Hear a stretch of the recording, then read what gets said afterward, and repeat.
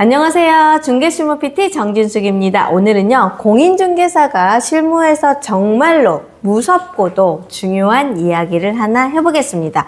계약을 잘 썼다고 해서 끝난 게 아닙니다. 확인설명서 한 칸, 특약 한 줄, 이게 사무실을 살릴 수도 있고 반대로 2개월의 업무정지까지 부를 수도 있습니다. 오늘은 실제 사례를 바탕으로 도시가스가 아직 설치가 되지 않았는데 확인설명서에는 설치됨으로 체크했던 사건을 가지고 공인중개사가 어디서 실수를 했고 어떻게 살아남았고 우리는 실무에서 어떻게 방어를 해야 하는지 중개실무 관점에서 김 PD와 깊이 이야기를 풀어보겠습니다. 김 PD 안녕. 안녕하세요 대표님. 이건 진짜 현장감이 있네요. 솔직히 계약하다 보면 매도인이 내가 해줄게요, 잔금전까지 마무리할게요, 이 말 너무 흔하잖아요.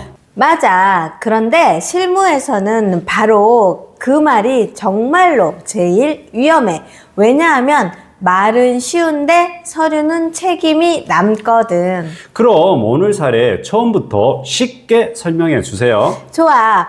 어떤 부동산 거래가 있었어. 토지와 건물을 매매하는 과정이었는데 매도인이 매수인에게 이렇게 말한 거야. 걱정하지 마세요. 도시가스는 제가 설치해 드리겠습니다. 매수인도 그 말을 믿고 중개사도 그 말을 들었지. 그런데 문제는 그 시점에 도시가스가 실제로 설치되어 있었느냐 아니었다는 거야. 현장에서는 가스관도 없고 설비도 아직 안 들어와 있었는데 아직 미설치 상태였지. 그런데 중개사가 중개대상물 확인설명서에 도시가스가 설치됨으로 체크를 한 거야. 아니 대표님, 그건 딱 들어도 위험해 보이는데요. 아직 없는데 있다고 체크한 거잖아요. 바로 그거야. 실무자는 여기서 늘 유혹을 받아. 어차피 곧 설치될 거니까 미설치라고 쓰면 괜히 문제가 커질까봐 그냥 설치됨으로 적고 넘어가고 싶어져. 하지만 법은 그런 편의주의를 아주 무섭게 본다. 확인 설명서에 체크 하나 잘못한 게 그렇게 큰 문제예요? 엄청 크지. 왜냐하면 중개대상물 확인 설명서는 그냥 참고용 문서가 아니거든. 공인중개사법상 중개사는 거래가 완성되기 전에 대상물의 상태와 권리관계를 확인하고 성실 정확하게 설명을 해야 될 의무가 있어. 그리고 근거 자료도 제시해야 해. 쉽게 말하면 공인중개사는 전달자만이 아니라 확인하고 설명하는 책임자라는 거야. 그러니까 매도인이 그렇게 말했어요. 저는 들은 대로 적었어요. 이렇게 안 통할 수 있다는 거네요. 정확해. 공인중개사는 받아쓰기를 하는 사람이 아니야. 검증하고 설명하는 사람이야. 그래서 이 사건에서 행정청은 어떻게 봤냐? 없는 걸 있다고 체크했네? 확인설명서 의무 위반이네? 그래서 업무정지 2개월의 처분을 내렸어. 2개월이요? 그거 공인중개사 입장에서는 엄청 크죠. 엄청 크지. 문을 닫는 기간이 문제가 아니야. 고객의 신뢰가 무너지고 동네 평판이 흔들리고 기존 상담 흐름도 끊겨. 실무자 입장에서는 생계에 타격이 엄청 크지. 근데 대표님, 없는 걸 있다고 썼으면 보통은 그냥 중개사 잘못 아닌가요? 보통 감각으로는 그렇지. 나도 처음 보면 그렇게 생각을 했어. 그런데 법원은 형식만 보지 않고 실질을 봤어. 핵심은 딱 두 가지였어. 첫 번째, 매수인과 매도인이 계약 당시 도시가스가 아직 설치되어 있지 않았다는 사실을 둘 다 알고 있었다는 점. 두 번째, 그걸 보완해서 특약이 계약서에 들어가 있었다는 점이야. 그 특약이 뭐였는데요? 공사 미진한 부분은 매도인이 완벽히 마무리한다, 이런 취지의 특약이 있었어. 오, 그러면 법원은 서류 한 칸만 본 게 아니라 계약 전체 구조를 본 거네요. 맞아. 법원은 이렇게 본 거야. 매수인이 진짜로 속았느냐, 아니면 현재 미설치라는 사실을 알고도 매도인의 이행 약속을 전제로 계약을 했느냐. 만약 당사자 모두 사실을 알고 있었다면 그 약속을 특약에 남겨두었다면 확인 설명서의 형식적 흠결만으로는 곧바로 기망이나 설명 의무 위반으로 단정하기는 어렵다고 본 거지. 여기까지 들으면서 이런 실수 나도 할 수 있겠다 싶으셨다면 지금 구독, 좋아요, 알림 설정 꼭 부탁드립니다. 현장 중개에서 진짜 사고를 막는 포인트만 계속 정리해 드리고 있고 끝까지 보시면 실무에서 바로 쓰는 특약 작성 원칙까지 딱 정리해 드리겠습니다.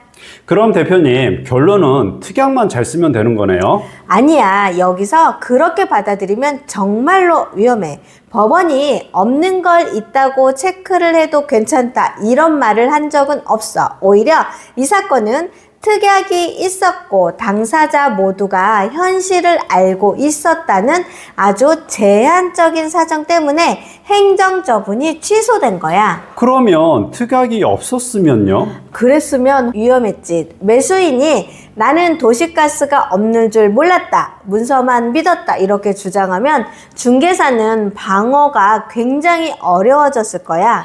결국 이건 중개사가 잘했다는 판결이 아니라 간신히 방어에 성공한 사례로 봐야겠네요. 그렇지. 잘한 사례가 아니라 아찔하게 살아남은 사례야. 실무자는 그렇게 읽어야 해. 대표님, 그럼 현장에서는 어떻게 해야 해요? 매도인이 해주겠다고 하면 어디까지 적어야 합니까? 원칙은 아주 분명해. 첫째, 확인 설명서는 현재 상태로 적어야 해. 지금 없으면 미설치, 지금 안 되어 있으면 미완성, 지금 하자가 있으면 그대로 표시. 확인 설명서는 미래의 희망을 적는 칸이 아니라 현재의 상태를 적는 문서야.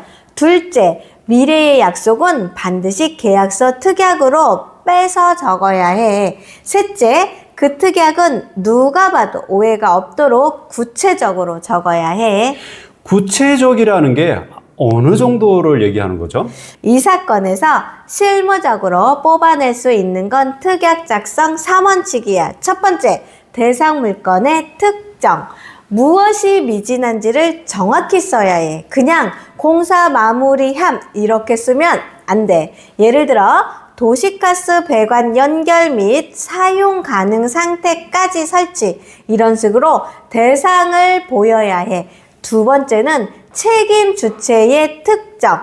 누가 할 것인지를 분명히 써야 해. 그냥 추후 보완함 이렇게 쓰면 나중에 서로 미뤄. 반드시 매도인이 한다 또는 매도인 비용으로 한다 이렇게 주체를 못 박아야 해. 세 번째는 이행 기준의 특정. 어디까지 해놓는 게 이행 완료인지 기준을 해야 해. 대표적인 위험 문구가 잘 설치해준다, 성실히 처리한다, 완만히 마무리한다 이런 표현이야. 이건 나중에 분쟁이 나면 해석의 싸움만 커져. 그래서 잔금일 전까지 도시가스 공급 및 사용 가능 상태로 완비한다. 미이행 시 매수인이 잔금의 일부를 유보할 가능, 이 정도로 기준과 결과를 붙여줘야 해. 와, 특약 한 줄도 이제는 그냥 감으로 쓰면 안 되겠네요. 절대로 안 되지. 특약은 여백의 메모가 아니라 사고를 막는 안정장치야. 대표님, 그런데 특약만 잘 써도 나중에 매수인이 발뺌하면 어떡해요? 바로 그걸 막는 게 상호인지의 기록이야. 이 사건에서 법원이 중요하게 본 것도 당사자 모두가 현재 미설치 상태를 알고 있었다는 점이었거든. 그래서 실무에서는 그냥 특약만 쓰고 끝나면 안 되고 반드시 설명을 해야 해. 지금 이 시점에는 도시가스가 설치되지 않았습니다. 다만 매도인이 잔금 전까지 이러한 상태로 마무리하기로 약정합니다. 이걸 양쪽에게 분명히 말해줘야 해. 그리고 가능하면 특약 옆에 자필 확인, 별도 확인 문구 또는 체크 표시로 남겨. 그러니까 설명하고 써두고 확인까지 받아야 안전하다는 거네요. 맞아. 중개 실무는 결국 기록의 싸움이야. 구두는 날아가고 서류는 남아. 대표님, 이 사건 보면서 느끼는 건 중개사가 선의로 처리하다가도 걸릴 수 있겠다는 거네요. 그게 제일 무서운 부분이야. 대부분의 중개사고는 악의보다는 편의에서 시작돼. 어차피 해주기로 했으니까 좋게 좋게 넘어가자. 서류는 간단히 체크하자. 이 한 번의 편의가 나중에는 허위 기재, 설명 의무 위반, 손해배상 책임의 문제로 커질 수 있어. 실무자분들이 특히 조심해야겠네요. 정말 조심해야. 특히 시설 설치, 불법 증축 정리, 누수 수리, 경계 복원, 임차인의 명도 이런 것 전부 비슷한 위험 구조를 가져. 현재 상태와 미래의 약속은 절대로 섞어서 적으면 안 돼. 대표님, 시청하시는 공인중개사분들을 위해서 현장에서 바로 쓸 수 있는 말도 하나 알려주세요. 좋지. 나는 이런 식으로 말하는 걸 추천해. 현재 기준으로는 도시가스가 아직 설치되지 않은 상태입니다. 따라서 확인 설명서는 현재 상태대로 표시하겠습니다. 대신 매도인께서 잔금 전까지 도시가스를 사용 가능 상태로 마무리하는 조건은 계약서 특약에 구체적으로 적겠습니다. 양 당사자 모두 이 점 이해하셨는지 확인 부탁드립니다. 오, 이 멘트 좋네요. 현재 상태, 미래 약속, 책임 주체 다 분리돼 있네요. 맞아. 중개사는 설명을 분리해야 해. 그래야 책임도 분리가 돼.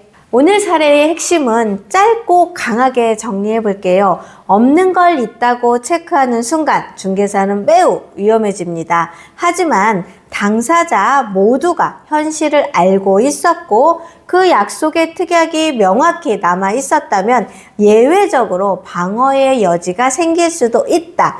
그렇다면 이 사례의 면죄부로 받아들이면 안 됩니다. 실무의 정답은 늘 같다. 확인 설명서는 현재 상태대로, 특약은 미래 약속을 구체적으로 이렇게 상호 인지는 반드시 기록으로. 대표님, 오늘 한 줄로 요약하면 이거네요. 구두 약속 믿고 체크하지 말고 현재는 현재대로, 약속은 특약으로, 이해는 기록으로 남겨라.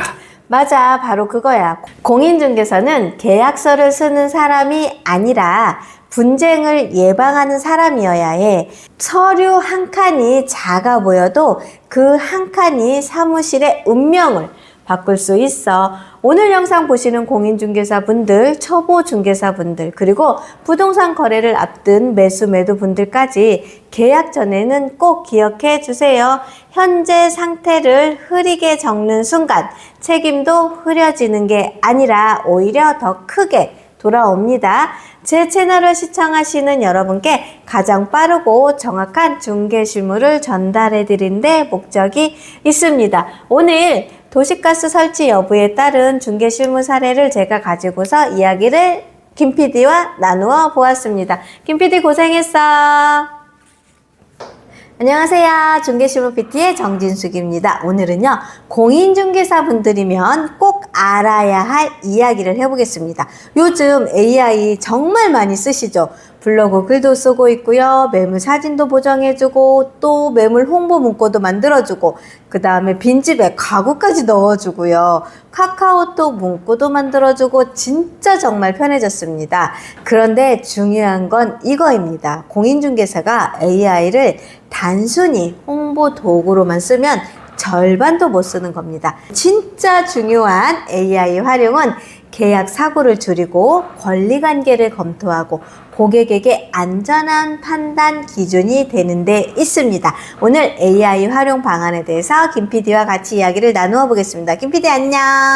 안녕하세요, 대표님. AI 하면 보통 블로그 글쓰기, 썸네일 만들기, 매물 광고 만들기 정도만 생각하고 있잖아요. 그런데 권리 분석까지 연결이 된다는 말씀이신가요? 맞아. AI의 진짜 힘은 예쁜 문장을 만드는 게 아니라 복잡한 서류 속에서 중개사가 놓칠 수 있는 위험을 다시 한번 잡아주는 데 있어.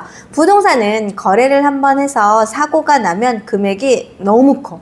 전세금, 잔금, 대출, 근저당, 가압류, 임차권 대항력 등 이러한 것들이 얽히면 중개사도 부담이 크고 고객도 불안해져. 그래서 앞으로의 중개사는 AI를 잘 쓰는 사람이 아니라 AI로 리스크를 검토할 줄 아는 사람이 되어야 해. 대표님, 그럼 오늘 핵심은 AI로 홍보 잘하는 법이 아니라 AI로 안전한 중개를 하는 법이네요. 정확해. 오늘은 딱 3가지로 정리할게. 첫 번째, AI는 매물 홍보보다 먼저 서류 검토에 써야 한다. 두 번째, 등기부등본은 표제부, 갑구, 을고로 나누어서 분석해야 한다. 세 번째, 말소기준 권리와 임차인 대항력은 반드시 단계별로 검토해야 한다. 이 3가지만 알면 공인중개사의 AI 활용 수준이 확 달라질 수 있어.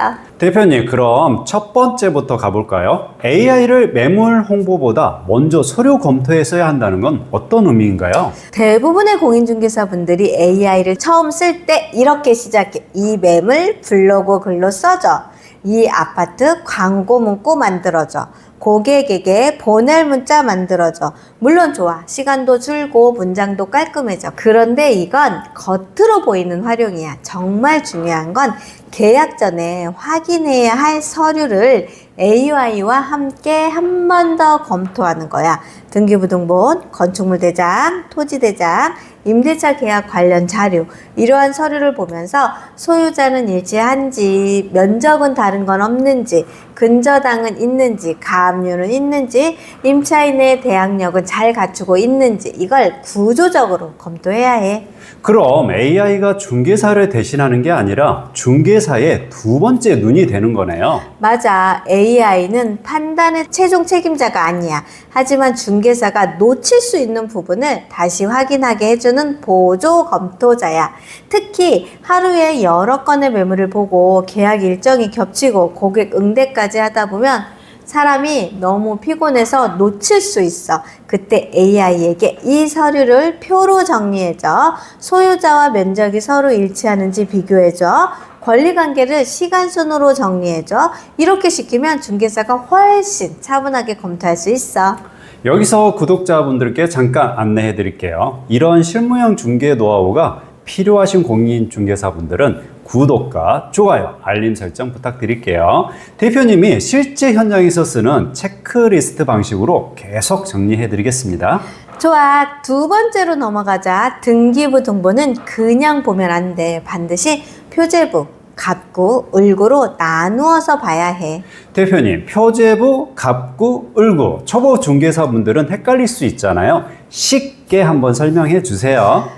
쉽게 말하면 이거야. 표제부는 부동산의 신분증이야. 어디에 있는 건물인지, 면적은 얼마인지, 구조는 어떤지, 건물 자체에 기본 정보가 들어있는지, 갑구는 소유권의 역사야. 누가 소유자인지, 소유권은 어떻게 이전이 됐는지, 가압류나 가처분 같은 소유권에 관련된 제한된 사항이 있는지를 봐야 해. 을구는 빚과 담보의 기록이야. 근저당권, 전세권, 지상권, 이러한 소유권 이외의 권리들이 표시돼. 중개사는 이 세 부분을 따로 보고 다시 연결해서 봐야 해. 그냥 등기부등본을 훑어보는 게 아니라 세 칸으로 나눠서 분석해야 하는 거네요. 맞아. AI에게도 이렇게 시켜야 해. 이 등기부등본을 표제부, 갑구, 을구로 나누어서 정리해줘. 표제부에서는 소재지와 면적을 정리해줘. 갑구에서는 현재 소유자와 소유권에 제한하는 사항을 정리해줘. 을구에서는 근저당권, 전세권 등 담보권을 정리해줘. 그리고 위험 요소가 있으면 따로 표시해줘. 이렇게 구체적으로 지시해야 해. 그냥 이 집이 안전해? 이렇게 물으면 안 돼. AI는 질문이 흐리면 답도 흐려져. 대표님, 이 부분 진짜 중요하네요. AI에게도 중개사가 질문을 잘해야 좋은 답이 나오는 거네요. 그렇지. AI를 잘 쓰는 중개사는 멋진 질문을 하는 사람이 아니라 정확한 지시를 내리는 사람이야. 특히 권리 분석은 감으로 하면 안 돼. 단계, 순서, 비교 기준, 이 3가지를 분명히 줘야 해. 그럼 세 번째, 말소 기준 권리와 대항력 이야기를 해볼까요? 이건 실제 계약에서 정말 중요하잖아요. 맞아. 말소 기준 권리는 경매 상황까지 갔을 때 어떠한 권리가 기준이 되어 뒤에 있는 권리들이 사라지는지를 보는 기준이야. 예를 들어 울구에 근저당권이 있고 갑구에 가압류가 있다고 해보자. 이때 날짜를 시간순으로 놓고 가장 앞선 권리가 무엇인지를 봐야 해. 그 권리가 말소 기준 권리가 될 수 있어. 문제는 그 기준보다 앞서는 권리나 인수가 될 수 있는 권리가 있느냐에 이걸 잘못 보면 매수자가 예상하지 못한 부담을 떠안을 수 있어. 그러면 AI에게는 어떻게 물어봐야 하나요? 이렇게 물어보면 돼. 갑구와 을구의 권리사항을 날짜 순으로 정리해줘. 가압류, 가처분, 근저당권, 전세권이 있다면 각각 날짜를 표시해줘. 그중 말소 기준 권리로 볼 수 있는 최선 순위 권리를 찾아줘. 말소 기준 권리보다 앞서거나 인수 가능성이 있는 권리가 있다면 별도로 표시해줘. 이렇게 단계별로 물어봐야 해. 그리고 중요한 건 AI 답변을 그대로 믿고 끝내면 안 돼. 반드시 공인중개사가 등기부등본 원문과 다시 대조해야 해. AI는 보조자이고 최종 확인자는 중개사 책임이야. 맞아요. AI가 아무리 좋아도 중개사가 확인하지 않으면 위험하죠. 그럼 임차인 대항력은 어떻게 봐야 하나요? 대항력은 정말 조심해야 해. 임차인의 전입신고일, 점유 여부, 확정일자, 근저당 설정일, 이 순서로 비교를 해야 해. 특히 전입신고는 신고한 그 순간 바로 효력이 생기는 게 아니라 다음 날 0시부터 효력이 발생하는 구조로 봐야 해. 그래서 AI에게도 이렇게 지시를 해야 해. 임차인의 전입신고일 다음 날 0시를 기준으로 계산해줘. 근저당권 설정일과 시간순으로 비교해줘. 임차인의 대항력의 근저당권보다 앞서는지 뒤서는지 판단해줘. 우선 변제권 검토가 필요한 부분도 따로 표시해줘. 이렇게 물어야 해. 대표님, 이건 정말 실무에서 바로 써먹을 수 있겠네요. 그런데 AI가 잘못 읽을 수도 있잖아요. 맞아. 그래서 문서를 올릴 때도 조심해야 해. 스캔이 흐리거나 글자가 깨져 있거나 숫자가 잘 안 보이면 AI가 잘못 인식할 수 있어. 숫자 8을 3으로 읽을 수도 있고 날짜를 잘못 볼 수도 있어. 그래서 AI가 정리한 표를 보고 반드시 원문과 대조해야 해. AI는 검토 시간을 줄여두는 도구이지 중개사의 책임을 없애주는 도구는 아니야. 대표님, 그럼 가계약 문자나 내용 증명에도 AI를 쓸 수 있다고 하셨죠? 그렇죠. 계약이 어느 정도 진행이 되면 가계약 문구를 보낼 때가 있잖아. 이때도 대충 보내면 안 되고 목적물의 주소, 총 매매 대금이나 보증금, 계약금, 중도금과 잔금 일정, 계약 불이행 시 처리, 본계약 체결일, 이러한 핵심 요소가 빠지면 나중에 분쟁이 생길 수 있어. 이럴 때 AI에게 이렇게 시키는 거야. 가계약 문자를 작성하려고 해. 나에게 필요한 정보를 하나씩 질문해줘. 주소, 거래금액, 계약금, 잔금일, 특약, 해약 조건 순서 하나씩 물어봐줘. 이렇게 하면 AI가 중개사를 인터뷰하듯이 필요 정보를 빠뜨리지 않고 받아낼 수 있어. AI에게 한 번에 써달라고 하는 게 아니라 AI가 나에게 하나씩 질문하게 만드는 방식이네요. 맞아. 이게 훨씬 안전해. 그리고 중개보수 미지급 같은 분쟁이 생겼을 때도 AI를 감정적으로 쓰면 안 돼. 화나는 마음으로 문자를 쓰면 상대방과 싸움만 더 커져. 이럴 때는 AI에게 정중하지만 단호한 내용 증명 초안을 작성해줘. 계약 내용, 중개보수 약정, 지급 요청 기한, 미지급 시 법적 절차 가능성, 이 순서대로 정리해줘. 이렇게 시키면 감정은 빼고 논리는 세울 수 있어. 대표님, 오늘 내용을 정리하면 AI는 중개사를 대체하는 도구가 아니라 중개사의 실수를 줄이고 고객 신뢰를 높이는 도구네요. 맞아. 앞으로 공인중개사의 경쟁력은 단순히 매물이 많이 아는 데서 끝나지는 않아. AI를 활용해서 서류를 더 꼼꼼히 보고 권리를 더 구조적으로 분석해서 고객들에게 더 안전한 판단의 기준을 주는 사람이 경쟁력이 생겨. AI가 글을 써주는 시대에는 글을 잘 쓰는 중개사보다 무엇을 확인해야 하는지 아는 중개사가 더 강해져.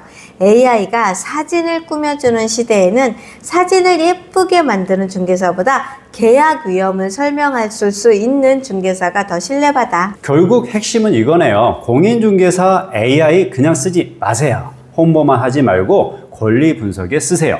문장만 만들지 말고 리스크 검토에 쓰세요. 계약을 빠르게 하는 것보다 안전하게 하는데 쓰세요. 맞아. 중개업은 고객의 전 재산이 오가는 일이고 한 사람의 삶이 걸린 일이야. 그래서 공인중개사는 더 꼼꼼해야 하고 더 공부를 해야 하고 도구도 잘 써야 해. AI 시대의 중개사는 기계처럼 일하는 사람이 아니라 기계를 활용해서 더 인간답게 상담하는 사람이 되어야 해. 서류 검토는 더 정밀하게, 고객 설명은 더 쉽게, 계약 판단은 더 안전하게. 이것이 앞으로 공인중개사가 AI를 써야 하는 진짜 이유야.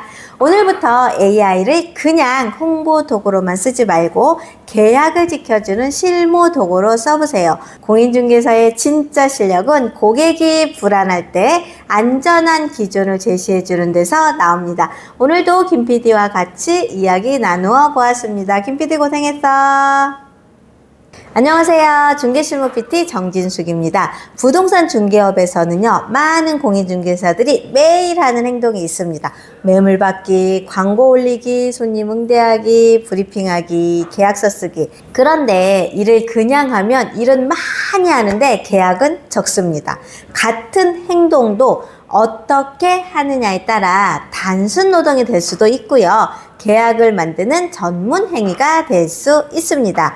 공인중개사 여러분, 중개업 그냥 하지 마세요. 매물을 그냥 받지 마세요. 광고 그냥 올리지 마세요. 손님에게 그냥 설명하지 마시고 우리가 매일 하는 행동인데 그냥 하면 일만 많아지고 계약으로 연결되지 않습니다. 오늘은 공인중개사가 매일 하는 평범한 행동을 계약으로 이어지는 전문 중개 루틴으로 바꾸는 방법을 김 PD와 같이 3가지 알려드리겠습니다. 김 PD 안녕. 안녕하세요, 대표님. 매물 받고 광고하고 손님 응대하는 건 공인중개사라면 다 하는 일이잖아요. 그런데 왜 그냥 하면 안 되는 건가요? 맞아. 다 하는 일이야. 그런데 문제는 다 하는 거야. 누구나 하는 방식으로 하면 고객의 입장에서는 차이를 못 느껴. 고객이 느끼는 건 딱 하나야. 이 중개사가 나보다 더 많이 알고 있는가? 아, 이 중개사는 내 문제를 정확히 봐주는 거야? 아, 이 중개사는 맡기면 안전한가? 이 느낌이 생겨야 계약으로 연결이 돼. 대표님, 첫 번째는 뭔가요? 첫 번째는 매물을 그냥 받지 말고 진단해서 받자. 많은 중개사들이 매도인이 전화가 오면 이렇게 물어봐. 몇 동 몇 도신데요? 얼마에 내놓으실 건데요? 언제부터 보일 수 있어요? 물론 필요한 질문이야. 이건 접수야. 진단이 아니야. 접수와 진단은 뭐가 다른가요? 접수는 정보를 적는 거고 진단은 계약 가능성을 판단하는 거야.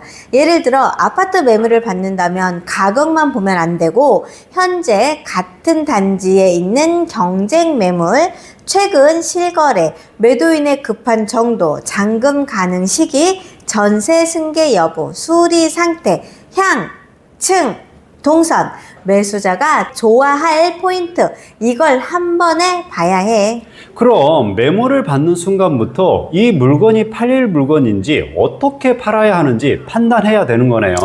맞아. 공인중개사는 단순히 매물 등록하는 사람이 아니야. 시장 안에서 그 물건의 위치를 잡아주는 사람이야.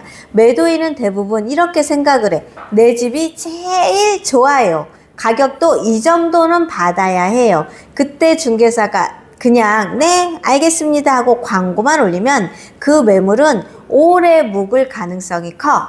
대표님, 그러면 매도인에게는 어떻게 말해야 하나요? 이렇게 말을 해. 사장님, 이 물건은 장점이 분명히 있습니다. 다만 지금 같은 단지에 경쟁 있는 매물이 몇 개가 있고 최근 거래 기준을 보면 매수자들이 가장 민감하게 보는 지점은 가격과 잔금 조건입니다. 그래서 저는 이 매물을 단순히 올리는 방식보다 장점을 살리고 걸림돌은 미리 정리해서 매수자에게 브리핑하는 방식으로 진행하겠습니다. 이렇게 말하면 매도인이 느끼는 게 달라져. 아, 이 사람은 그냥 광고를 올리는 사람이 아니고 내 물건을 전략적으로 봐주는 사람이구나. 두 번째는 광고인가요? 맞아. 광고도 그냥 올리면 안 돼. 많은 분들이 광고를 이렇게 써. 역세권, 초품화, 남양, 급매, 추천 매물, 입주 가능. 그런데 이런 말은 너무 많아. 고객은 이런 단어만 보고 움직이진 않아. 그러면 광고에는 뭘 써야 하나요? 고객이 실제로 궁금해하는 질문에 답을 해야 해. 예를 들어 매수자는 이런 걸 궁금해해. 왜 이 집을 봐야 하는지, 가격은 적정한가? 아이를 키우는 건 좋은가? 출퇴근은 괜찮은가? 관리비는 어떤가? 수리는 얼마나 해야 하나? 전세를 끼고 살 수 있나? 지금 사도 괜찮은가? 광고는 예쁜 말이 아니라 고객의 불안을 줄이는 글이어야 해. 광고가 홍보문이 아니라 고객의 질문에 대한 답변지여야 하는 거네요. 정확해. 광고는 많이 올리는 것보다 제대로 올리는 게 중요해. 예를 들어 그냥 이렇게 쓰는 건 약해. 남양, 로얄층, 급매, 추천 이렇게 바꿔야 해. 이 집은 채광이 중요하게 보는 분께 적합합니다. 거실과 안방 방향이 안정적이고 생활의 동선이 단순해서 실거주 만족도가 높은 구조입니다. 현재 같은 단지 안에서 비교할 매물이 있기 때문에 방문 전에 가격과 조건을 함께 비교해 드리겠습니다. 이렇게 쓰면 고객의 느낌이 깊이가 달라지지? 그럼 광고를 잘 쓰려면 중개사가 먼저 고객의 마음을 알아야겠네요. 맞아. 광고는 매물을 설명하는 글이 아니라 고객이 머릿속에 묻고 있는 질문에 미리 답을 해주는 글이야. 그래서 광고를 잘 쓰는 중개사는 고객 응대도 잘하게 돼. 왜냐하면 이미 고객이 질문을 예상하고 있기 때문에. 세 번째는 브리핑인가요? 맞아. 브리핑은 그냥 설명을 하면 안 돼. 손님이 집을 보러 오면 많은 중개사들이 이렇게 말해. 여기는 거실이고요. 여기는 주방이고요. 여기는 팬트리이고요. 방은 3개고요. 화장실은 2개입니다.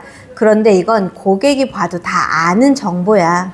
맞아요. 고객도 눈으로 확인할 수 있는 내용이네요. 중개사의 브리핑은 보이는 걸 읽어주는 게 아니라 고객이 놓치는 걸 해석해 주는 거야. 예를 들어 고객이 거실을 보고 있을 때 중개사는 이렇게 말을 할 수가 있어야 해. 이 집은 거실 폭이 안정적이라 소파와 TV 장의 배치가 편안합니다. 다만 주방의 수납을 중요하게 보신다면 이 부분을 체크하셔야 해요. 아이가 있는 세대라고 하면 등하교의 동선과 엘리베이터의 이용 흐름까지도 보셔야 합니다. 이렇게 말하면 고객이 집을 보는 기준이 생겨. 대표님, 그러면 중개사는 집을 보여주는 사람이 아니라 판단 기준을 잡아주는 사람이네요. 맞아. 고객은 집을 보러 온 것 같지만 사실은 결정을 도와줄 사람을 찾고 있어. 좋은 중개사는 이 집 좋아요만 말하지 않아. 이 집은 누구에게 맞고 누구에게는 안 맞는 집까지 말해줘. 그게 신뢰야.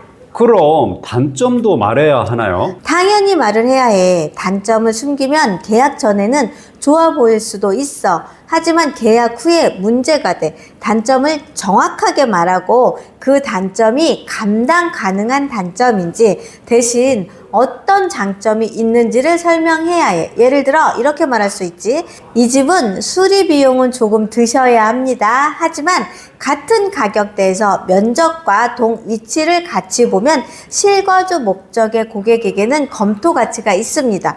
이렇게 말하면 고객은 중개사를 믿게 돼. 그래서 중개업도 다르게 하자는 거지. 매물 접수, 광고, 브리핑 이 세 가지는 누구나 해. 그런데 그냥 하면 고객에게 흡수가 되지가 않아. 고객의 마음에 남지 않는다는 뜻이야. 고객에게 흡수되는 중개. 이 표현 좋네요. 중개사의 말이 고객에게 흡수가 되려면 정보만 주면 안 되고 해석을 줘야 해. 기준을 줘야 하고 결정할 이유를 줘야 해. 대표님, 그럼 내일부터 바로 적용하려면 공인중개사들이 뭘 하면 좋을까요? 딱 세 가지만 해보세요. 첫째, 매물을 받을 때 체크리스트를 만드세요. 가격, 경쟁 매물, 실거주, 잔금 조건, 수리 상태, 입지 상점, 고객 타겟 7가지를 꼭 봐야 합니다. 둘째, 광고를 쓸 때 고객의 질문으로 시작하세요. 이 집은 누구에게 맞는가? 왜 집을 봐야 하는가? 비교 포인트는 무엇인가? 주의할 점은 무엇인가? 이 질문에 답하는 광고를 쓰시고요. 셋째, 집을 보여줄 때 장점만 말하지 말고 선택의 기준을 말하세요. 고객님은 실거주시라면 이 부분을 보셔야 합니다. 투자 목적이시라면 이 조건을 확인하셔야 하고요. 자녀가 있다면 이 동선을 보셔야 합니다. 이렇게 말하면 고객은 단순 설명이 아니라 전문 상담을 받았다는 느낌이 들어. 오늘 핵심은 이거네요. 중개업 그냥 하지 마세요. 매물은 접수하지 말고 진단하세요. 광고는 올리지 말고 고객 질문에 답하세요. 브리핑은 설명하지 말고 선택 기준을 잡아주세요. 맞아. 공인중개사의 실력은 특별한 순간에만 드러나는 게 아니야. 매일 반복하는 평범한 행동을 얼마나 전문적으로 바꾸느냐에서 드러나. 매물 하나를 받을 때도, 광고 한 줄을 쓸 때도, 고객에게 집 하나를 보여줄 때도 그 안에 중개사의 실력이 들어가야 해. 그때 고객은 이렇게 느껴. 아, 이 중개사는 다르다. 이 중개사에게 맡기면 정말 안전하겠구나. 아, 이 중개사와 계약을 하고 싶다. 공인중개사 여러분, 오늘부터 중개업을 그냥 하지 마세요. 같은 일을 하더라도 계약으로 연결되는 방식으로 하시면 좋겠습니다. 오늘은 중개사 그냥 하지 마시고 다르게 전문적으로 하시라는 이야기로 김 PD와 나누어 보았습니다. 김 PD 고생했어.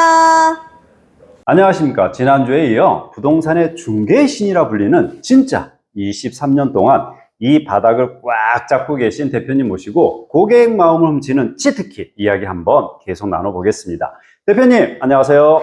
아이고, 안녕하십니까. 시는 진짜 오바고요. 그냥 부동산의 먼지 정도로 해주세요. 아하, 겸손하시네요. 요즘 유튜브랑 방송에서 난리도 아니시더라고요. 오늘 진짜 핵심 질문 바로 드릴게요. 고객한테 절대 침 튀기며 설명하지 마라 하셨는데 도대체 왜 그런 건가요? 이유는요, 돈 많고 살 사람은 대충 툭 던져도 삽니다. 진짜로요. 30대나 50대든 살 사람은 알아서 삽니다. 아, 그렇군요. 정말 궁금한 게 있습니다. 대표님께서 항상 말씀하시잖아요. 고객은 설명을 잘한다고 계약하는 게 아니다. 도대체 무슨 뜻인가요? 설명 많이 하면 좋은 거 아닌가요?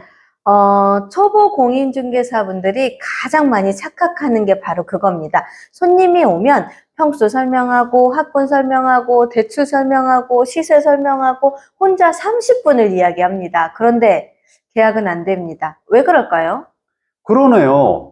설명을 많이 했는데 계약은 안 되는 경우가 정말 많습니다. 이유는 간단합니다. 고객은 설명을 들으러 온 사람이 아니라 문제를 해결하러 오는 사람입니다. 집을 내가 왜 사려고 하는지, 예산은 얼마인지, 가족은 몇 명인지 이걸 먼저 알아야 합니다. 그러니까 말을 많이 하는 사람보다 질문을 잘하는 사람이 계약한다는 말씀이네요. 맞습니다. 성공하는 중개사는 설명보다는 질문을 더 많이 합니다. 고객님은 왜 이사를 계획하셨나요? 가장 중요한 조건은 무엇인가요? 학교인가요? 아니면 출퇴근인가요? 이 질문 몇 개만 잘해도 고객은 아, 이 사람은 내 이야기를 들어주는구나 하면서 신뢰를 갖습니다. 대표님, 그러면 계약은 결국 실내에서 나온다는 말씀이네요. 그렇죠. 부동산은 수천만 원 내지는 수억 원이 오가는 거래입니다.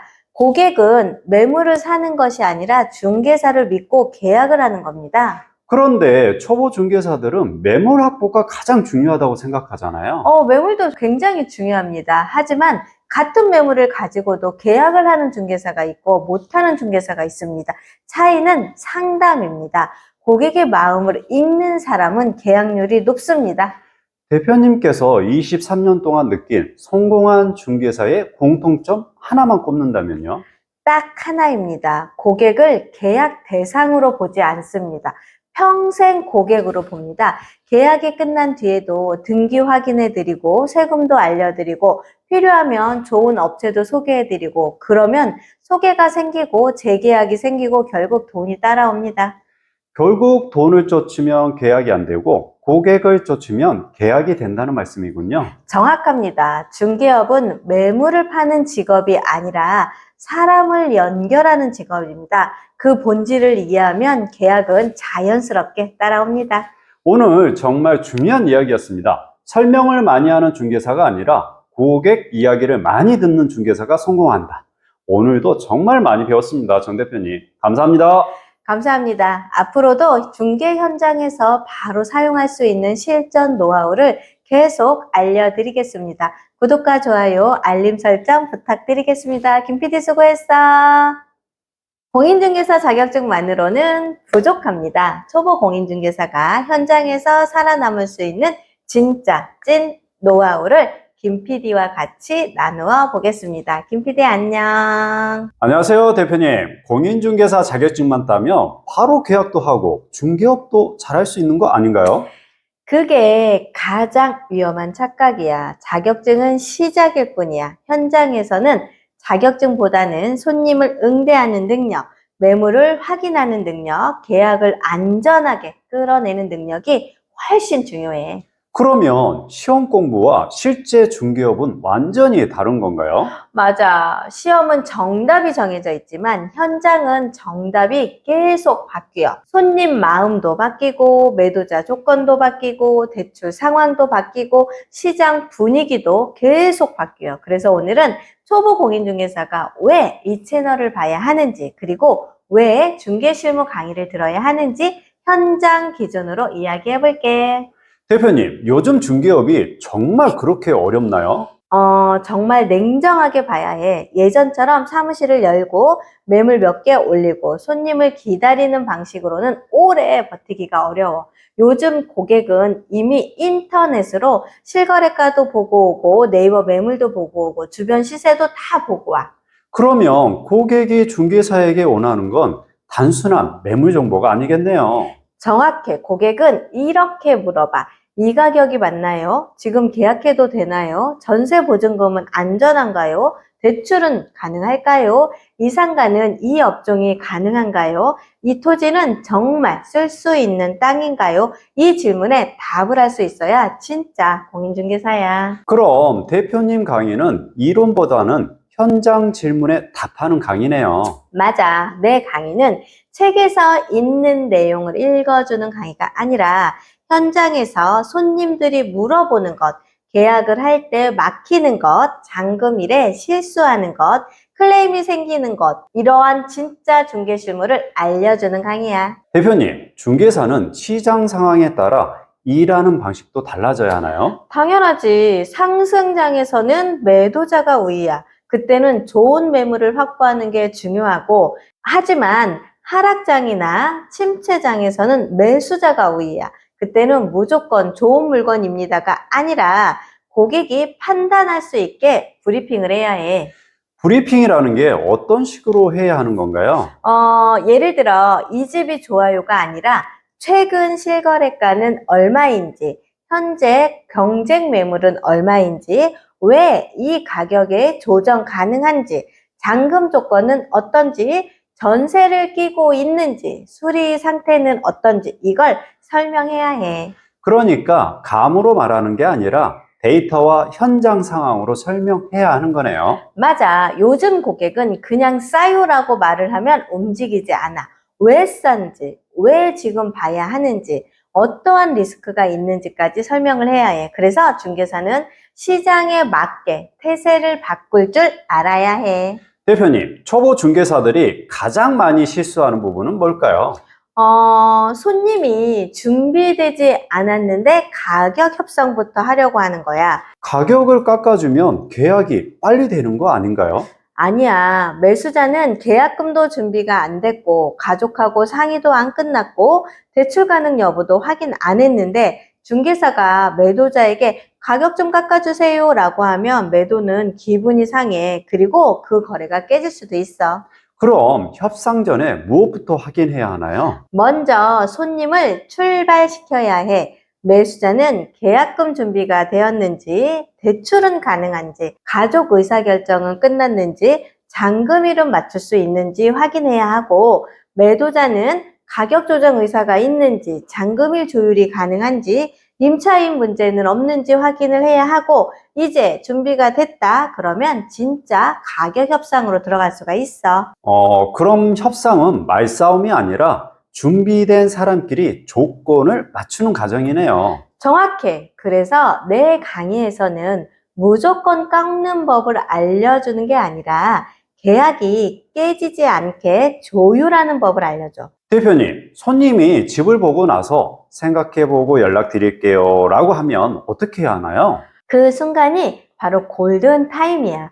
초보 중개사는 기다리고 프로 중개사는 이유를 물어봐. 어떤 이유를 물어봐야 할까요?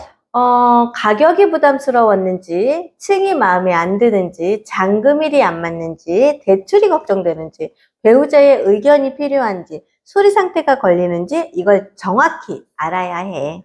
그냥 기다리면 안 되는 거네요. 고객은 오늘 결정하지 못하면 내일도 결정하지 못하는 경우가 많아. 그래서 현장 안내 후에는 반드시 정리 문자를 보내야 해. 오늘 보신 물건 중에 조건에 가장 가까운 것이 두 번째 물건이었습니다. 다만 잔금일과 가격 조율이 필요해 보여 제가 확인 후 다시 안내해 드리겠습니다. 이렇게 고객이 다시 판단할 수 있게 정리를 해줘야 해. 대표님, 가계약금은 빨리 받아야 좋은 거 아닌가요? 가계약금은 중요하지만 너무 쉽게 받으면 안 돼. 가계약금은 계약의 시작이야. 동시에 분쟁의 시작이 될 수도 있어. 왜 분쟁이 생기나요? 조건이 정리가 되지 않았는데 돈부터 입금을 하게 되면 문제가 생겨. 매매금액, 계약금, 잔금일, 입주일, 대출 조건, 수리 조건, 옵션 포함 여부, 특약 내용 등 이런 게 정리되지 않았는데 가계약금만 받으면 나중에 서로 말이 달라져. 그러면 가계약금 받기 전에 문자로 정리를 해야겠네요. 맞아. 가계약금 전에는 핵심 조건을 문자로 남겨야 해. 누가 어떤 매물을 얼마에 언제 계약하고 잔금을 언제 치르고 특약은 무엇인지 이걸 정리해야 안전해. 내 강의에서는 이런 실제 문자 양식까지 다룰 거야. 초보 중개사들은 계약서 쓰는 걸 많이 무서워하더라고요. 당연해. 나도 처음에는 무서웠어. 하지만 계약서를 쓰지 않으면 아무 일도 일어나지가 않아. 중요한 건 계약서를 많이 쓰는 게 아니라 정확히 쓰는 거야. 정확히 쓴다는 건 어떤 뜻인가요? 우선 당사자를 확인하고 등기부를 확인하고 권리관계를 확인하고 잔금일을 확인하고 인도일을 확인하고 수리 조건을 확인하고 특약을 정확히 쓰는 거야. 계약서는 법률 문제를 멋있게 하는 게 아니라 당사자들이 합의한 내용을 나중에 다툼이 없게 정리하는 문서야. 그래서 특약이 중요한 거네요. 맞아. 아파트 매매 특약, 임대차 특약, 입주장 특약, 상가 권리금 특약, 토지 매매 특약, 잔금 특약, 하자 특약 이런 걸 현장 상황에 맞게 쓸 줄 알아야 해. 대표님, 중개하다 보면 정말 억울한 일도 많죠? 너무 많지. 손님이 말을 바꾸기도 하고, 임대인이 갑자기 조건을 바꾸기도 하고, 잔금일이 문제가 생기기도 하고, 수수료를 깎자고 하기도 하고, 그땐 자존심으로 대응하면 문제가 더 커져. 그럼 어떻게 해야 하나요? 감정이 아니라 사실로 정리를 해야 해. 통화 기록, 문자 기록, 사진 기록, 계약서 내용, 특약 내용, 잔금 일정 이걸 기준으로 차분하게 풀어야 해. 프로는 말을 잘하는 사람이 아니라 문제가 생겼을 때 수습할 줄 아는 사람이야. 아, 정말 현장의 생존 능력이네요.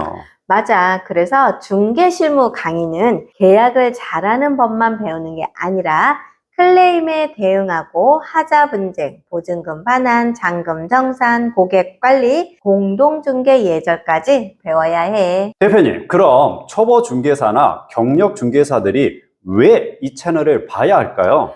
이 채널은 단순한 매물 소개 채널이 아니야. 현장에서 매일 쓰는 중개 실무를 알려주는 채널이야. 손님이 왔을 때 무엇을 물어봐야 하는지, 매물을 받았을 때 무엇을 확인해야 하는지, 광고를 어떻게 써야 문의가 오는지, 현장 안내 후 어떻게 계약으로 연결하는지, 계약서에는 어떠한 특약을 넣어야 하는지, 잔금일에는 무엇을 정산해야 하는지, 계약 후 고객을 어떻게 다시 관리해야 하는지 이걸 알려주는 채널이야.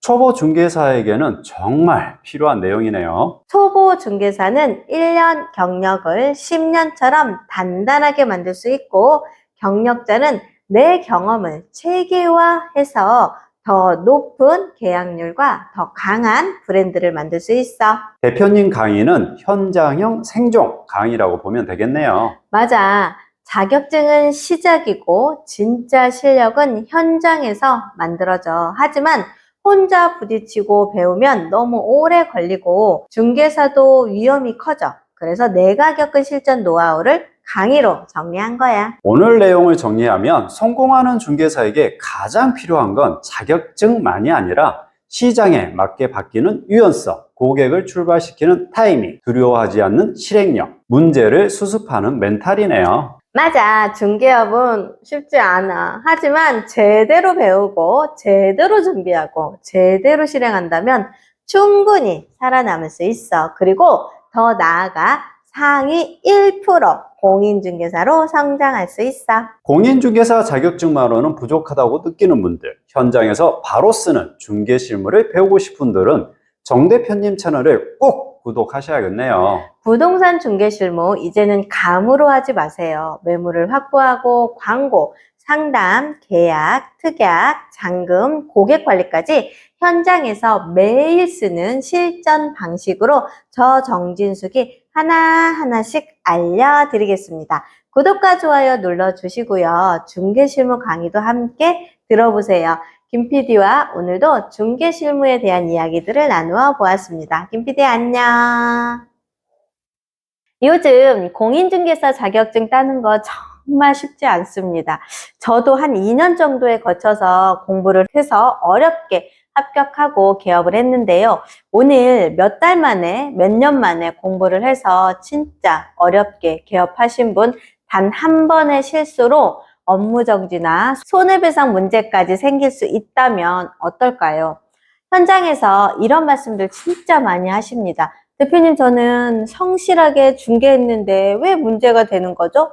등기부등본 확인했고 계약서 작성을 했는데 왜 책임을 져야 하나요? 오늘 소개할 대법원의 판례를 보면 그 이유를 알 수 있습니다. 안녕하세요. 중개실무 PT의 정진숙입니다. 오늘은 대법원 2012-7434의 손해배상 사건을 통해 공인중개사가 어디까지 조사를 해야 하고 어디까지 설명을 해야 하는지를 김 PD와 쉽게 알려드리겠습니다. 김 PD 안녕. 안녕하세요, 대표님. 공인중개사는 등기부등본 확인하고 권리관계 설명하면 되는 거 아닌가요? 많은 중개사들이 그렇게 생각합니다. 하지만 대법원의 판단은 조금 더 깊습니다. 오늘 사건은 일반 아파트 매매가 아닙니다. 지역주택조합, 조합원 가입 계약을 중개한 사건입니다. 그래서 더욱 실무적으로 중요합니다. 지역주택조합이라면 분양권이나 입주권처럼 현장에서 자주 상담하는 내용이네요. 맞습니다. 대법원은 이렇게 말했습니다. 공인중개사와 의뢰인의 관계는 민법상 위임 관계와 비슷한 성격이 있다. 그래서 중개사는 선량한 관리자의 주의를 가지고 권리 관계와 중요한 사항을 조사하고 설명해야 할 의무가 있다고 판단했습니다. 선량한 관리자의 주의? 조금 어려운데 쉽게 설명해 주세요.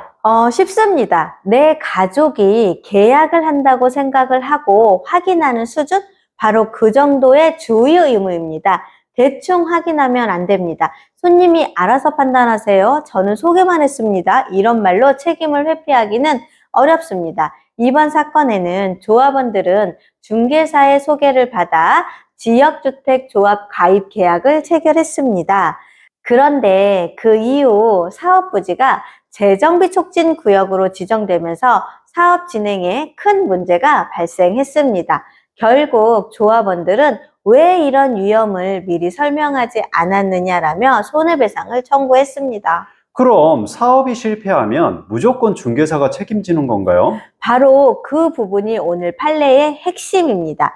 대법원은 무조건 책임이라고는 보지 않습니다. 중요한 것은 계약 당시 그 위험을 확인할 수 있었는지입니다. 즉 계약 후 결과가 아니라 계약 당시 확인 가능한 위험이 있었는지, 그리고 그것을 조사하고 설명했는지가 핵심입니다.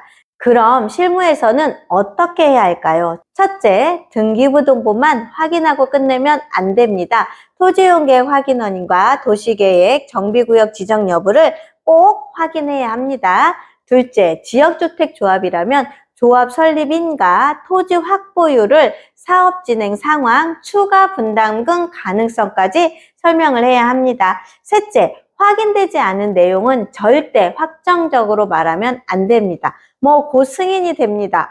문제 없습니다. 거의 확정입니다. 이런 표현은 매우 위험합니다. 모르면 현재 확인되지 않습니다. 추가 확인이 필요합니다라고 설명을 해야 합니다. 설명만 하면 되는 건가요? 아닙니다. 가장 중요한 것이 하나 더 있습니다. 기록입니다. 설명한 내용을 문자, 확인 설명서, 특약, 기록 상담으로 반드시 남겨야 합니다. 현장에서는 말보다 기록이 훨씬 강한 증거가 됩니다. 사실 조합원 입주 계약서를 작성을 하게 되면 공인중개사가 부동산 계약서를 쓰지를 않기 때문에 확인 설명서라든가 기타 특약을 작성할 수가 없습니다. 그래서 이러할 경우에는 문자로 확인 설명 사항의 여러 가지 내용을 고객한테 미리 알려드리고요.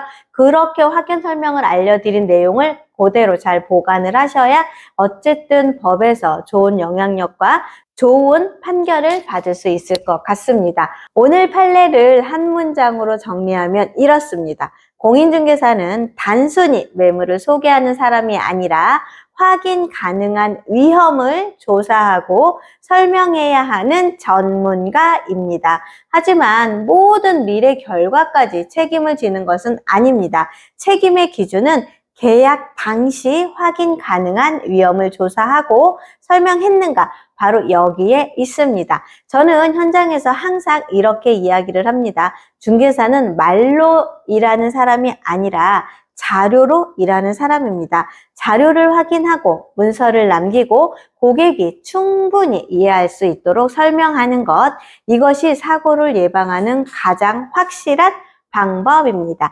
다음에 또 확인 설명 작성 시 공인중개사가 가장 많이 실수하는 사례들, 대법원 판례와 함께 쉽게 알려드리겠습니다. 그럼 다음 시간에도 실무에 바로 적용할 수 있는 내용을 찾아서 뵙겠습니다. 감사합니다. 김 PD 수고했어. 안녕하세요. 중개실무 PT의 정진숙입니다. 제가 오늘은요, 처음 중개업을 시작하시는 분들이요, 가장 먼저 버려야 할 4가지 습관이라고 해서 제목을 잡아봤는데요. 말씀드린 것처럼 버려야 할 습관을 다시 개선을 어떻게 하면 중개 계약으로 이끌어질지에 대한 이야기들 한번 해드려 보겠습니다. 우선은 처음에는 광고를 하실 때 굉장히 중요한데요. 광고를 하실 때 내 업무의 습관을 진단을 한번 해보시는 게 좋을 것 같아요. 광고를 할 때 내가 감으로 혹시 광고를 했는지, 아니면 시스템으로 광고를 했는지, 광고 남들이 말하는 것처럼 그냥 좋습니다, 강추합니다, 좋은 매물입니다, 좋습니다, 쌉니다, 이렇게 이야기를 나누면서 그냥 감으로 다른 사람들이 하는 걸로 그대로 했는지, 아니면 내가 광고를 할 때 고객들이 가장 궁금해하는 게 무엇일까? 고객들은 어떠한 내용을 궁금해할까? 이러한 이야기들을 가지고서 시스템화 시켜가지고서 광고를 했는지 한 번 정도는 생각을 해보시고, 처음 하시는 부동산 중개사님들은요, 이 고객이 필요로 하는 내용이 뭔지를 한번 체크를 해보셔야 되지 않을까 생각을 합니다. 그래서 첫 번째입니다. 감으로 광고하는 습관을 좀 버리시고요. 광고의 느낌이 아니라 근거로 설계를 하면서 감 광고의 문제점을 좀 버리셨으면 좋겠습니다. 그래서 뭐 실거주, 투자형, 수익형, 타겟은 아무것도 없습니다. 이렇게 광고를 했을 때는 타겟이 정해지지가 않잖아요. 그리고 너무 추상적으로 광고를 하시기 시작을 하면 팩트가 없습니다. 그래서 이렇게 했을 때는 과연 고객들이 내 광고를 보고 나를 선택을 할까요? 아마 선택지가 많이 좁아지지 않을까 생각이 들어서 감으로 광고하는 습관을 우리가 버리자라는 이야기를 좀 해드려 보고 싶고요. 말씀드리고 싶은 거는요, 제가 타겟을 좀 정하셔서 이 매물을 팔고자 원하는 고객은 과연 누구이고, 이 매물이 어떠한 고객들이 살면 좋을까, 어떠한 고객들이 임차를 얻으면 좋을까, 어떠한 고객들이 매수를 했으면 좋을까, 아니면 투자자가 이 매물을 사야 좋을까 하면서 타겟을 설정을 해서 타겟과 매물의 강점을 잘 이용을 하셔가지고서 팩트를 체크를 하셔가지고서 이걸 가지고서 문의 유도하는 광고를 만드시면 아무래도 광고하는 효과가 훨씬 더 좋지 않을까 제가 생각을 좀 해보고 제 경험으로 말씀을 드리는 겁니다. 두 번째는요, 말로만 약속하는 습관을 버리자는 이야기를 좀 드리고 싶습니다. 저희 공인중개사들이 굉장히 업무들이 바빠요. 바쁘다 보니까 전화 통화로 약속을 계속 하다가 보면은요, 놓치는 케이스가 많습니다. 그래서 말씀드리고 싶은 거는요, 반드시 좀 문자로 계약금, 중도금, 잔금, 세부 일정이라든가 아니면 시설물의 상태 및 수리 책임 여부의 소재, 그 다음에 입주 가능일이나 인도일 및 명도 조건, 그 다음에 대출이나 전세 승계나 관리비 정산 방식과 특약사항과 같은 예외 조건, 이렇게 제가 구두로 약속을 했을 때는 증빙 서류가 요즘은 그래도 핸드폰 녹음이 들어가서 괜찮긴 하지만 그래도 분쟁의 씨앗이 되기 때문에 이렇게 문자로 남기는 걸 추천을 드리고 싶습니다. 제가 말씀드리고 있는 사고, 중개사고라고 하기는 말하기는 좀 그렇지만 분쟁이 생겼을 때는 저희들이 스트레스를 받아서 일을 하기가 되게 어렵습니다. 이럴 때 생각하는 3대 기법의 첫 번째는 팩트와 추정을 분리를 하는 겁니다. 문제가 생겼을 때는 확인된 명확한 내용과 추정을 가지고서 이야기를 하면 일이 분쟁이 생기면서 많이 힘들어집니다. 그래서 팩트하고 명확하지 않은 내용을 조금 분리를 시킨 다음에 다시 한번 중요한 조건과 구도를 설명을 한 후 문자와 카톡으로 발송을 해서 하고서 문자로 남기고 이거를 또 계약서에 명시하는 것들을 처음 하시는 중개사분들은 좀 잘하시기는 하는데 그래도 조금 체크를 해서 하시면 될 것 같고, 알려드린 문자를 고객이 제대로 이해를 했는지를 또 역질문을 하시면 고객도 인지하는데 정확히 이해하는데 정확하게 확인을 했다는 근거가 되기 때문에 이러한 세 가지 방식을 한번 채택을 해서 고객들과 이야기를 하셔서 분쟁을 좀 막아보시면 좋을 것 같습니다. 세 번째로 말씀드리고 싶은데요. 저도 가장 못하는 부분 중에 하나입니다. 기록하지 않는 습관을 버리기. 제가 가장 잘하고 싶은 것 중에 기록하지 않는 습관을 버리고 싶어 합니다. 그래서 사실 저는 사무실에서 직원분들이 많이 케어를 해주고 있기는 하지만 기록하지 않다 보니까 많은 것들을 놓치기 시작을 했고요. 기록을 하지 않다 보니까 고객들과 분쟁이 좀 많이 생기고 같이 일하는 중개사들과도 언쟁이 좀 높아지는 케이스가 많습니다. 그래서 이 기록을요, 좀 시스템화 하시는 것을 제가 제안을 드리고 싶은데요. 상담 내용을 계속 업데이트를 해서 나아가시면서 다음 매물을 제시해 주는 거를 추천을 드리고, 그 다음에 고객과 생각했던 이야기, 대화했던 이야기, 나누었던 이야기들을 예산이라든가 조건이라든가 이러한 것들, 의사결정이라든가 흐름이라든가 이러한 것들 조금 계속 파악을 한다고 하면 다음 매물을 제시하는데 아무래도 효과가 좋지 않을까 싶기도 하고요. 분쟁을 미리 방어할 수 있는 방법은요, 기록을 하면서 이 내용을 설명으로 증명할 수 있는 흔적이 남아있다고 하면은 방어할 수 있는 힘이 생길 수 있겠죠. 그래서 상담을 하고 난 후에 실무 작성하는 메모를 이렇게 정확하게 적어 놓는 이러한 상담 노트 리스트가 있다던가 상담 노트에 관련된 이러한 루틴이 좀 만들어서 나만의 루틴을 한번 좀 만들어 보시고 일정표라든가 체크리스트라든가 이런 걸 연동을 해서 다음 액션에 누락이 되지 않도록 체크를 꼭 하시면 좋을 것 같습니다. 네 번째로는요, 계약 후로 관리하지 않는 습관을 버리는 겁니다. 중개업에서 가장 중요한 거는 계약, 손님이 오고 나거나 아니면 계약이 진행된 후에 관리하지 않으면 손님이 다음으로 연결이 되지 않거든요.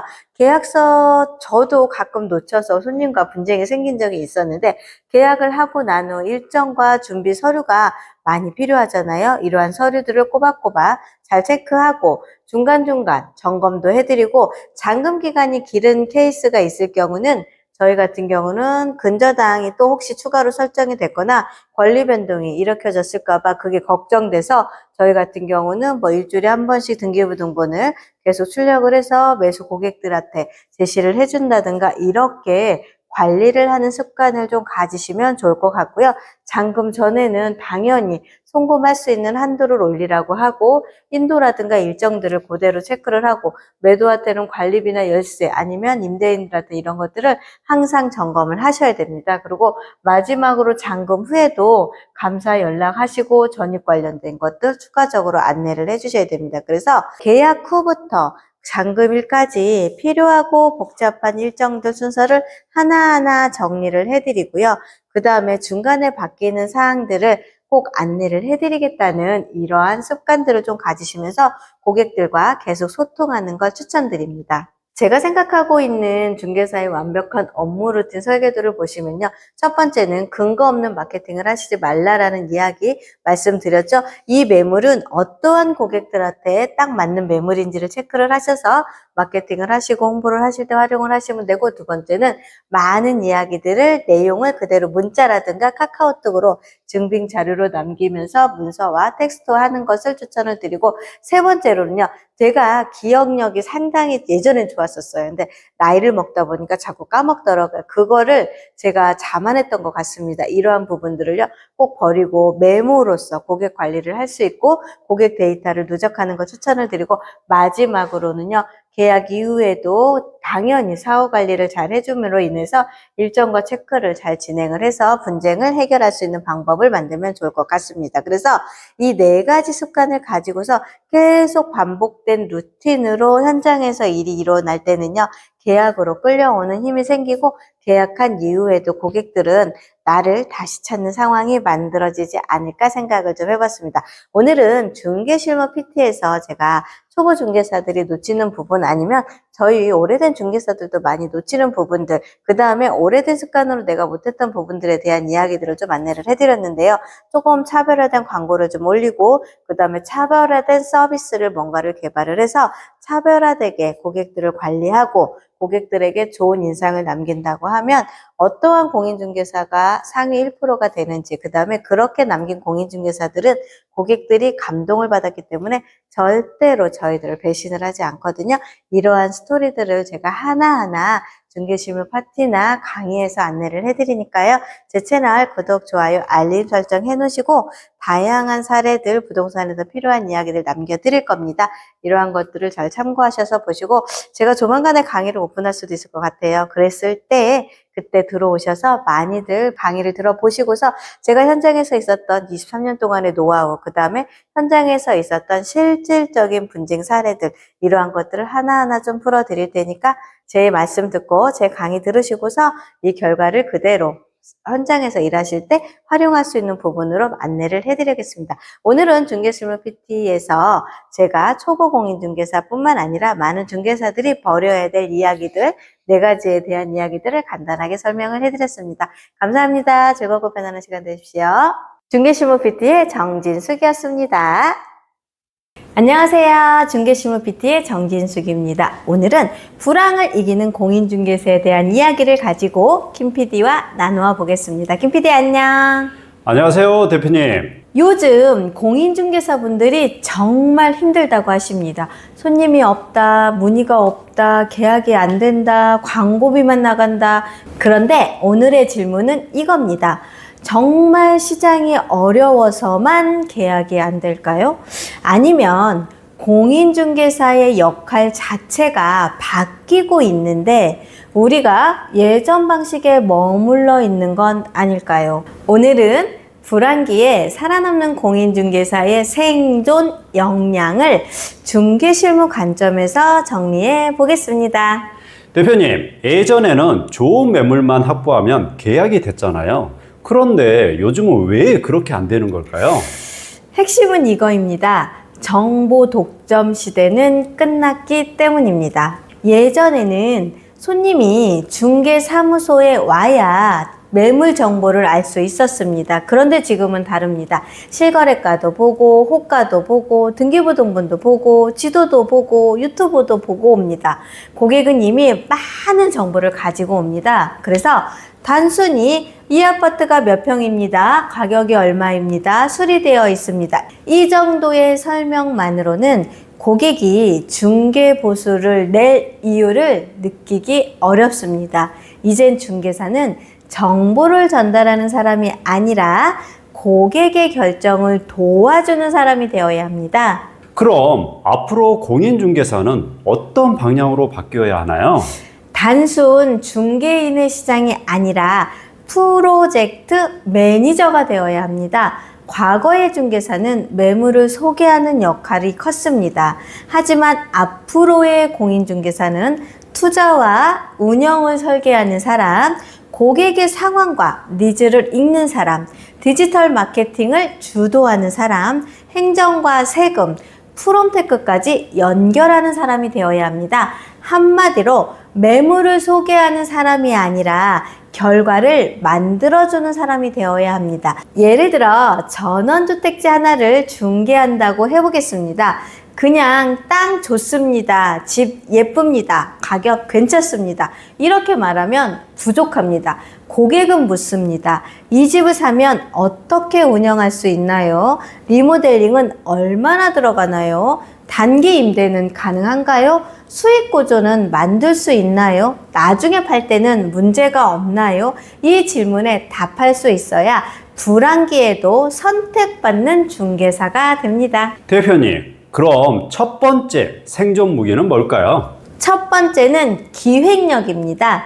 중개를 넘어 프로젝트 매니저가 되는 겁니다. 단순히 계약 하나를 성사시키는 것이 아니라 경매에 낙찰을 시키거나 리모델링, 운영 세팅, 임대 플랫폼 등록, 수익 구조까지 전체의 흐름을 볼 수 있어야 합니다. 고객은 이제 과정이 아니라 한 번에 해결되는 결과를 원합니다. 그래서 불황기 중개사는 매물을 파는 사람이 아니라 고객의 문제를 해결하는 기획자가 되어야 합니다. 두 번째 무기는요? 두 번째는 스토리텔링입니다. 이제는 스펙이 아니라 스토리를 팔아야 합니다. 일반 중개사는 이렇게 말합니다. 사장님, 이 아파트는 20억이고요. 30평이고요. 수리가 다 돼 있습니다. 그런데 고객은 이미 그 정도는 알고 옵니다. 상위 1%는 다르게 말합니다. 고객님, 이 매물은 집주인분이 상급지로 이동하면서 시세보다 조건을 유연하게 내놓은 물건입니다. 빠른 잔금이 가능해서 가격 협상의 여지도 있습니다. 이렇게 말하면 고객은 단순히 매물이 아니라 상황과 맥락을 이해하게 됩니다. 숫자는 검색하면 나옵니다. 하지만 매도인의 의도, 매물의 배경, 협상 가능성, 현장의 분위기는 현장을 뛰는 중개사만 줄 수 있는 가치입니다. 세 번째는 디지털 마케팅인가요? 맞습니다. 세 번째는 디지털 마케팅입니다. 블로그와 유튜브는 24시간 쉬지 않는 온라인 영업사원입니다. 하지만 중요한 건 그냥 많은 것을 올리는 게 아닙니다. 내 지역, 내 매물, 내 고객층에 맞는 컨텐츠를 꾸준히 쌓아야 합니다. 오늘 본 매물, 오늘 상담한 고객의 질문, 오늘 현장에서 느끼는 시장의 분위기, 이 모든 것이 컨텐츠가 됩니다. AI 자동화 프로그램이 글을 편하게 만들어줄 수는 있습니다. 하지만 최종 계약을 클로징하는 것은 중개사의 진정성과 현장감입니다. 디지털은 도구이고 현장은 본질입니다. 이 둘을 함께 가져가야 합니다. 대표님, 요즘 프롭테크 얘기가 많이 나오는데 이것도 꼭 필요할까요? 너무나 필요합니다. 네 번째 무기는 프롬테크입니다. 고객에게 단순히 말로 설명하는 시대는 지났습니다. 실거래 가격, 공시가격, 지역의 비교, 동벌 흐름, 동호수별 장단점, 세금 검토 자료 등 이러한 것들을 시각화해서 보여주면 고객은 중개사를 다르게 봅니다. 고객이 증권사 VIP 리포트처럼 정리된 부동산 자료를 받는 순간 이 중개사는 그냥 매물을 소개하는 사람이 아니라 자산관리 전문가구나 이렇게 느끼게 됩니다. 불안계는 신뢰가 계약을 만듭니다. 자료로 설명하는 중개사는 고객의 신뢰를 훨씬 빠르게 얻을 수 있습니다. 마지막으로 꼭 필요한 생존 역량은 무엇일까요? 마지막은 자기개발과 네트워크입니다. 불안계에는 혼자 버티기가 어렵습니다. 공인중개사 자격증 하나만으로는 부족합니다. 행정사, 세무, 법무, 빅데이터, 상권 분석, 컨텐츠 마케팅 등 여러 역량들이 서로 연결되어야 합니다. 그래서 혼자 공부하는 것보다는 스터디 모임이라든가 동료 네트워크, 현장 정보 공유가 가장 중요합니다. 불안기에는 배우는 사람과 멈춘 사람의 차이가 생존의 차이가 됩니다. 오늘의 내용을 한마디로 정리하겠습니다. 불안기에도 살아남는 공인중개사는 매물만 소개하지 않습니다. 첫째, 기획력으로 고객의 문제를 해결합니다. 둘째, 스토리텔링으로 매물의 맥락을 설명합니다. 셋째, 디지털 마케팅으로 온라인 영업사원을 만듭니다. 넷째, 프롬테크로 고객에게 VIP 리포터 같은 정보를 제공합니다.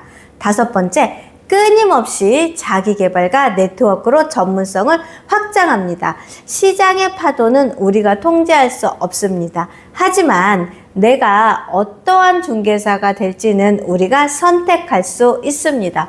불안기에는 많은 매물을 가진 중개사보다는 고객에게 방향을 제시해주는 중개사가 살아남습니다.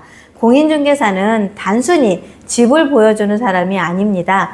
고객의 불안을 줄여주고 선택 기준을 만들어주고 계약이라는 결과까지 이끌어내는 사람입니다. 오늘부터 나만의 생존 루틴을 시작해 보시길 바랍니다. 공인중개사 실무에 꼭 필요한 이야기 다음 영상에서도 계속 전달해 드리겠습니다. 구독, 좋아요, 알림 설정 부탁드리겠습니다. 김 PD 오늘도 수고했어.